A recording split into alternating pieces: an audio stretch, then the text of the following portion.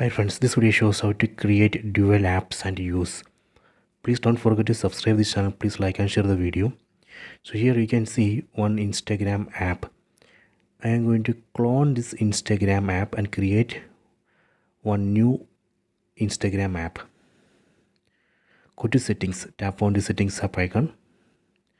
Go down, select apps, go to dual apps. So here we can see Instagram. Tap on Instagram. Tap here and enable dual apps. Done. We can see created dual app. Let me check. Go to home screen. See, now we can see two Instagram apps. Let me open the first one. So this is a default Instagram app which I installed from Play Store. Then let me open the second one which I created. This is the Instagram app which I cloned. So now I have opened two Instagram apps. See, we can see two Instagram apps here.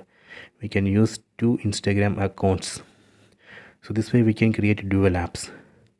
Next I will show you how we can uninstall that newly created Instagram app. Go to settings. Tap on the settings app. Then go down. Select apps. Select dual apps. Tap on Instagram.